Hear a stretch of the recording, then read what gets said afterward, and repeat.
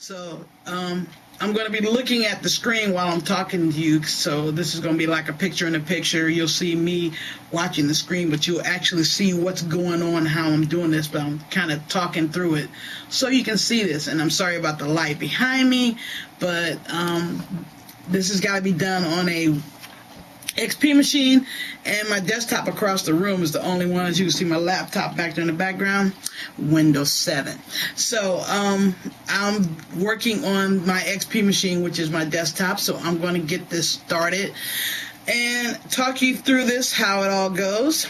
And here we go. The first thing we're going to do now is we're going to open up Windows Movie Maker, and of course I got to find it, and I got a ton of stuff on my machine. So all right, we found Windows Movie Maker. It is now open. So if you're trying to get clips off of another video, something that you want, of course the first thing you're going to have to do is you're going to have to import that video into into Movie Maker. So I'm just going to get a real quick video clip here. Here's what you're going to do now is we're going down to step 2, and if you're in the storyboard view, you want to change to the timeline view. You want to show your timeline. So we change over to timeline view, and we're going to import or drop your clip into your timeline view, and that will show up on your screen. So let's say we're going to, you can either play your movie or you can click through your movie to find out where you want your clip to, or the picture that you want to pull. So that just happens to be me, and I'm just singing real well, so I figured I'm going to use that one right there. Okay, so this is the picture I want to make a picture out of my video. So all you have to do is come over here to the left side of the screen where the timeline is, and there are 2 buttons. The first button is the clip split. Right next to that you'll see is a little camera, and if you run your mouse underneath, it says take picture. So you'll take the picture, you click the button, it automatically takes a picture, and it brings up the save picture as dialog box. And all you have to do from there is go and rename your picture.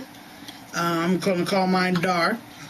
Name your picture, and I mean, if you want to keep it in a folder, you can click this folder button here and make a new folder, and you can keep all the pictures that you make off this video in a folder. But if you don't really care, you just want to drop it in my pictures, which is what I'm going to do, is I'm just going to drop it right here in my pictures and say save. It automatically also puts a picture into that clip where you pull, where your movie timeline is. It drops that folder there also. So if you want to use that folder, you can just drag and drop it right into your movie, and there it is. And mine just happens to go at the front. You know, you can move your timeline so it goes to the front or back or wherever you want to drop it. If you want to splice it in the middle, you can do that. But that's how easy it is. You just find the place where you want to take your picture, you snap the snapshot picture, you name your picture, and then your picture becomes a part of your video clips section right here.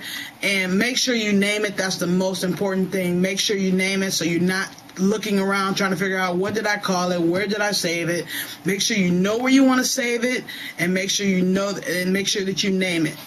And that's all it is. So I'm glad you enjoyed this brief tutorial. It took a little longer than I thought, and that's probably because the goofy loading of the importing of the video. But I'm probably going to cut some of that down so we can speed it up and make this video kind of short. Also, I was telling your mom, when you want to do movies, if you want to email a movie, there's step number 3 where it says finish movie. It says send an email. And the only thing with that is you can send them an email copy. It will make it small enough for you to be able to send it in an email.